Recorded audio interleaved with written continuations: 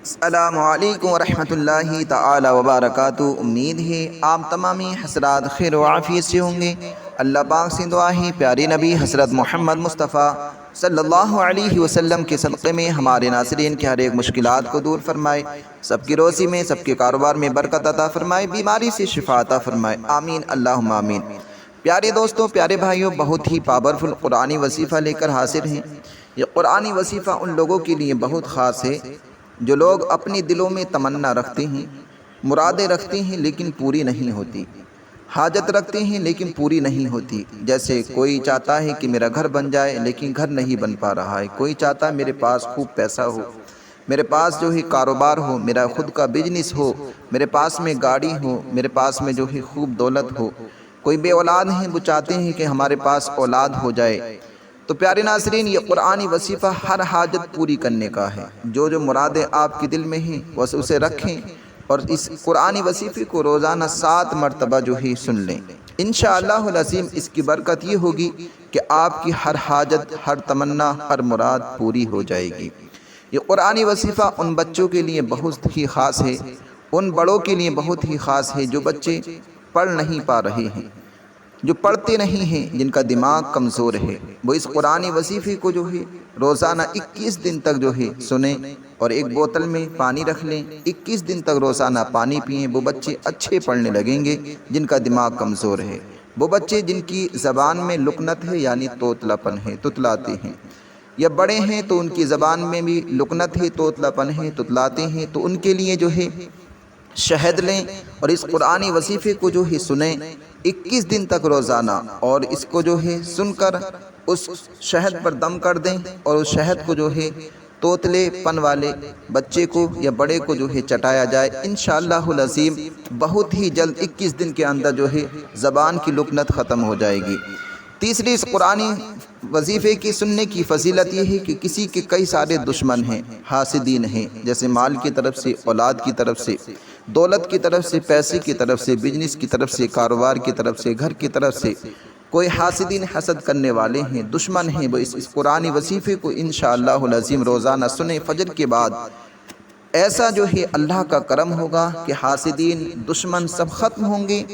आपकी औलाद से, आपसे कोई दुश्मनी नहीं करेगा। इस कुरानी वसीफ़े को सुनने वाले के लिए इतना बड़ा फ़ायदा होगा कि नस्ल ब नस्ल जो है कोई हासिदीन, कोई दुश्मन नहीं रहेगा। तो इसके लिए इस कुरानी वसीफ़े को पूरा मुकम्मल सुने। तो प्यारे नाज़रीन, ऐसे ही पावरफुल कुरानी वसीफ़े सुनने के लिए जो है हमारे चैनल को सब्सक्राइब करें, वीडियो को लाइक करें, शेयर करें, ताकि हर आने वाली वीडियो आपके पास पहुँचती रहे और आप इससे फ़ायदा उठाते रहें। तो आइए सुनते हैं कुरानी वसीफ़ा। अऊज़ु बिल्लाहि मिनश शैतानिर रजीम। बिस्मिल्लाहिर रहमानिर रहीम। यौम ताअती कुल्लु नफ्सिन तुजादिलु अन नफ्सिहा व तुवफ़्फ़ा कुल्लु नफ्सिन मा अमिलत व हुम ला युज़लमून। वदरबल्लाहु मसलन क़रियतन कानत आमिनतन मुतमइन्नतन यातिहा रिज़्क़ुहा रगदन मिन कुल्ली मकानिन फ़कफ़रत बिअनउमिल्लाहि फ़अज़ाक़हल्लाहु लिबासल जूइ वल ख़ौफ़ि बिमा कानू यस्नऊन। वलक़द जाअहुम रसूलुम मिनहुम फ़कज़्ज़बूहु फ़अख़ज़हुमुल अज़ाबु वहुम ज़ालिमून। फ़कुलू मिम्मा रज़क़कुमुल्लाहु हलालन तय्यिबन वश्कुरू निअमतल्लाहि इन कुन्तुम इय्याहु तअबुदून। इन्नमा हर्रम अलैकुमुल मैतत वद्दम वलहमल खिंज़ीर वमा उहिल्ल लिगैरिल्लाहि बिहि फमनित्तुर्र गैर बागिन वला आदिन फ़इन्नल्लाह गफ़ूरुर रहीम। वला तक़ूलू लिमा तसिफ़ु अल्सिनतुकुमुल कज़िब ألسنتكم الكذب هذا حلال وهذا حرام لتفتروا على الله الكذب إن الذين يفترون على الله الكذب لا يفلحون متاع قليل ولهم عذاب أليم وعلى الذين هادوا حرمنا ما قصصنا عليك من قبل وما ظلمناهم ولكن كانوا أنفسهم يظلمون ثم إن ربك للذين عملوا السوء بجهالة ثم تابوا من بعد ذلك وأصلحوا إن ربك من بعدها لغفور رحيم إن إبراهيم كان أمة قانتا لله حنيفا ولم يك من المشركين شاكرا لأنعمه اجتباه وهداه إلى صراط مستقيم وآتيناه في الدنيا حسنة وإنه في الآخرة لمن الصالحين ثم أوحينا إليك أن اتبع ملة إبراهيم حنيفا وما كان من المشركين إنما جعل السبت على الذين اختلفوا فيه وإن ربك ليحكم بينهم يوم القيامة فيما كانوا فيه يختلفون ادع إلى سبيل ربك بالحكمة والموعظة الحسنة وجادلهم بالتي هي أحسن إن ربك هو أعلم بمن ضل عن سبيله وهو أعلم بالمهتدين وإن عاقبتم فعاقبوا بمثل ما عوقبتم به ولئن صبرتم لهو خير للصابرين واصبر وما صبرك إلا بالله ولا تحزن عليهم ولا تك في ضيق مما يمكرون إن الله مع الذين اتقوا والذين هم محسنون بسم الله الرحمن الرحيم سبحان الذي أسرى بعبده ليلا من المسجد الحرام إلى المسجد الأقصى الذي باركنا حوله لنريه من آياتنا إنه هو السميع البصير وآتينا موسى الكتاب وجعلناه هدى لبني إسرائيل ألا تتخذوا من دوني وكيلا ذرية من حملنا مع نوح إنه كان عبدا شكورا وقضينا إلى بني إسرائيل في الكتاب لتفسدن في الأرض مرتين ولتعلن علوا كبيرا فإذا جاء وعد أولاهما بعثنا عليكم عبادا لنا أولي بأس شديد فجاسوا خلال الديار وكان وعدا مفعولا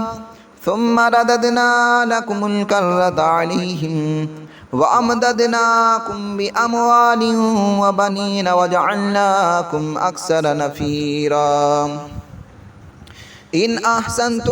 أحسنتم لأنفسكم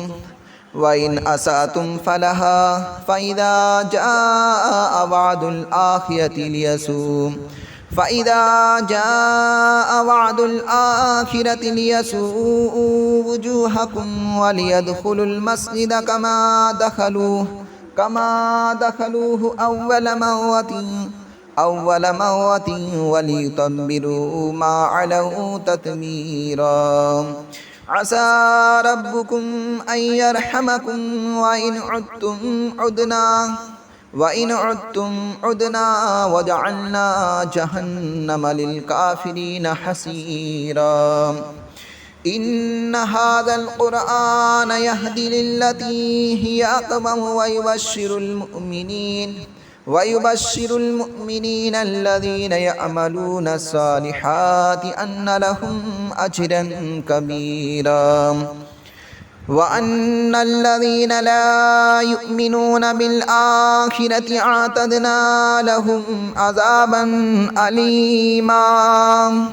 ويدعو الإنسان بالشر دعاءه بالخير وكان الإنسان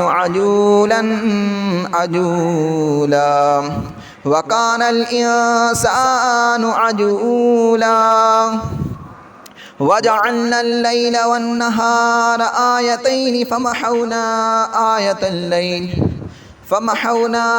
آية الليل وجعلنا آية النهار مبصرة لتبتغوا فضلا من ربكم ولتعلموا عدد السنين والحساب وكل شيء فصلناه تفصيلا وكل إنسان ألزمناه طائره في عنقه ونخرج له يوم القيامة كتابا يلقاه منشورا اقرأ كتابك كفى بنفسك اليوم عليك حسيبا من اهتدى فإنما يهتدي لنفسه ومن ضل فإنما يدل عليها ولا تزر وازرة وزر أخرى وما كنا معذبين حتى نبعث رسولا وإذا أردنا أن نهلك قرية أمرنا متر فيها ففسقوا فيها فحق عليها القول فدمرناها تدميرا وكم أهلكنا من القرون من بعد نوح وكفى بربك بذنوب عباده خبيرا بصيرا من كان يريد العاجلة عجلنا له فيها ما نشاء لمن نريد ثم جعلنا له جهنم يصلاها مذموما مدحورا ومن أراد الآخرة وسعى لها سعيها وهو مؤمن فأولئك كان سعيهم مشكورا كلا نمد هؤلاء وهؤلاء من عطاء ربك وما كان عطاء ربك محظورا انظر كيف فضلنا بعضهم على بعض وللآخرة أكبر درجات وأكبر تفضيلا لا تجعل مع الله إلها آخر فتقعد مذموما مخذولا وقضى ربك ألا تعبدوا إلا إياه وبالوالدين إحسانا إما يبلغن عندك الكبر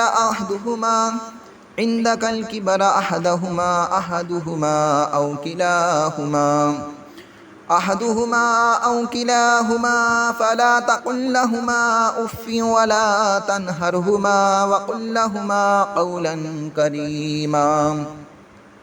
واخفض لهما جناح الذل من الرحمة وقل رب ارحمهما كما ربياني صغيرا ربكم أعلم بما في نفوسكم إن تكونوا صالحين فإنه كان لأوابين غفورا وآت ذا القربى حقه والمسكين وابن السبيل ولا تبذر تبذيرا إن المبذرين كانوا إخوان الشياطين وكان الشيطان لربه كفورا وإما تعرضن عنهم ابتغاء رحمة من ربك ترجوها فقل لهم قولا ميسورا ولا تجعل يدك مغلولة إلى عنقك ولا تبسطها كل البسط فتقعد ملوما محسورا إن ربك يبسط الرزق لمن يشاء ويقدر إنه كان بعباده خبيرا بصيرا.